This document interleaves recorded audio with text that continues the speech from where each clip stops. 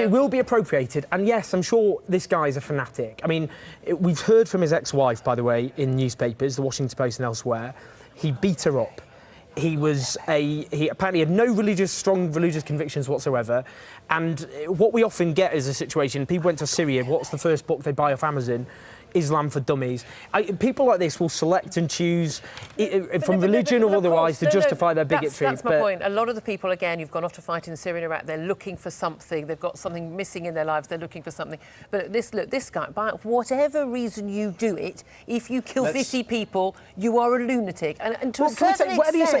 Let's just return to the fact that in LA, the gay pride event has passed off without an attack. Despite but again, there was an arrest of a person who wasn't a Muslim. We don't know what as far as we know, with explosives in a car and arms as well. So, you know, clearly there is the question about whether there is as you say, a hate crime, or whether something's being done in the name of religion. And we do have to try and delineate between the two. People rationalise their hatred. This guy, apparently, according to his dad, saw two men kissing, and he was repulsed by it. And people know this who are gay, that there are people out there who are sickened and repulsed by our very existence. And this guy, however he dresses up his bigotry and hatred, is somebody who hates gays. He hates LGBT people. And he had a gun, and because of, as you say, America's gun laws, he used that to murder LGBT people. But can we just be clear, just so, because you say it's lunatics and all the rest of it, we've got to be clear, if he went into a synagogue and killed innocent Jewish people, as we've got people in the past who've done that, disgusting anti-Semitic terrorists, we would call it out for what it is. This person is a homophobic terrorist, whatever else he is. Presumably he's got some twisted view of Islamic fundamentalism to justify his, even though he's just a knuckle-dragging thug and bigot. At the end of the day, this was a homophobic hate crime as well as terrorism. Has to be called out, because I have to say, on Sky News and other lots of news channels, there's not been many LGBT voices that I've personally heard myself. And people have to understand, as LGBT people watching this and elsewhere, that they look at something like this, and it is one of the worst atrocities committed against LGBT people in the Western world for generations. Well, it has to be called out as such. It's something that's carried out against human beings, isn't it? No matter what. No, let's just make this point that you cannot say this is a worse attack than what happened in Paris, where again innocent people were actually. I said about LGBT people.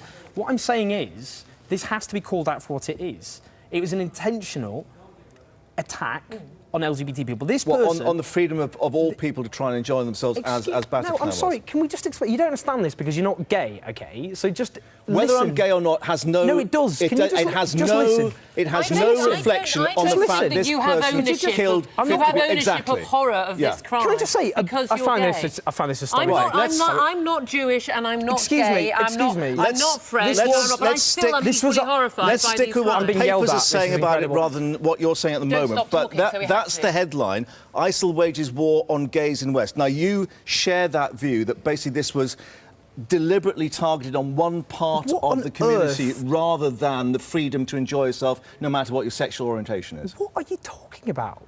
I'm talking about the coverage in the newspapers. Yeah, I'm trying That's what we're here for. I'm trying to understand the point you're making. This was a deliberate attack on LGBT people in an LGBT venue. It was a homophobic terrorist attack. Do you not understand that? No, it's not some abstract kind of, he just picked a random club out of nowhere. He picked a club because it was full of people he regarded as deviants. That's why he attacked the club. I think part of the issue is, this is it's a hate crime. This is an act of terrorism. All accept it. It was an attack on gay people. Absolutely, it's horrific. However, my guess is this man probably would be as horrified by me as a gobby woman as he would. Genuinely. This is the thing. We don't know right now. We can speculate, but we don't know. We don't know how much of this is motivated by just his homophobia, whether that in any way is related to his religion. We heard from his own father. We heard from his own father about his homophobic. Why are we trying to deflect? I mean, what? We are not trying to deflect. No. We are trying to reflect what is being said by the authorities here. And to quote, you've brought up his father. I'm now going to quote from what the Telegraph is saying. Mateen's father said his son, a US citizen of Afghan descent, may have targeted the gay community after becoming angry when he saw this? After seeing two men kissing in Miami some months ago. He may have been angered by many other things. I'm sorry, I just find this the most astonishing thing I've ever been involved in television. If he'd walked into a synagogue and massacred dozens of Jewish people, you wouldn't be saying what you're saying now, We're not saying you would be he's not talking homophobic. about as an anti-Semitic attack. This was a deliberate attack on LGBT people. It was a deliberate attack on the LGBT community. As it was on those people in the past. It's not bizarre. We are trying to draw parallels in terrorist attacks on people who are being attacked, whether they are enjoying rock music in Paris, whether they are gay people in Florida enjoying a night out. This was an attack on LGBT people. This was a homophobic attack. Can I say that one of the issue? Okay, I completely accept, as he does, that it was a homophobic attack. But for me, the issue is there are going to be homophobic people. There'll be people who hate black people, or who hate gay people, or hate Jewish people. There are going to be people who are lunatics. There are going to be people who are fanatics. Who are lunatics? Stop using these words, Julia. Is it possible for me to finish one sentence? If you stop using words like lunatic to talk about homophobic terrorist attacks. Here's the thing. I'll choose the words I want to use, and you choose the words you want to use. You understand? Go for it, Julia. Okay, well, thank you. So whoever these people are, and whatever their motivations are, the key thing is we're always going to have mad and bad people in the world.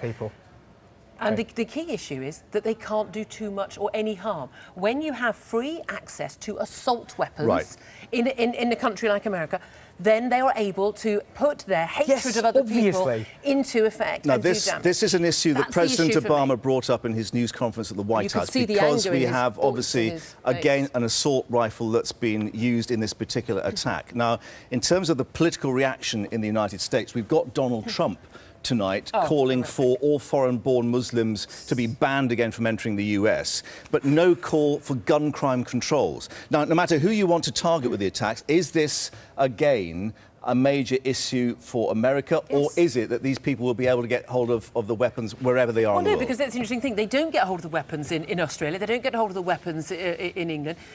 Canada actually has more guns per person than America, but they have controls over who can have them. It is absolutely absurd. Look, if America were not going to do something about gun control after Sandy Hook in 2012, if you're going to watch 6- and 7-year-olds being massacred and you don't think you need to act, they are never going to act. I think I'm right in saying Old Compton Street was a nail bomb. Yeah, it was. Yeah. But they're never going to act. But this is it. But Trump's reaction, the tweets he's sent out since, have been so beyond acceptable in terms of the reaction of a normal human being, let alone someone who wants to be the leader of the free world. President Obama to resign tonight as well.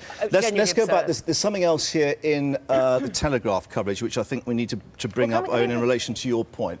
And that is, I think that we've got a warning, or at least a call from, just going to move it across, a spokesman for Stonewall saying that people would be feeling vulnerable and basically indicating... Are you going to have an LGBT voice talking about it? Interesting. Sorry? Nothing. Carry on. Go on. Owen, seriously. I've had enough of this. I'm going home. Owen, genuinely. We're trying to have a civilised conversation. I know you're upset. You're upset. I'm very upset. I'm quite right. Everyone's upset and angry about this, but storming off a TV set... Right, well, I think we'll continue the press preview and say that clearly there is now a concern. They've got the London Pride Festival on June the 25th. Peter Tatchell saying it's always been on the cards.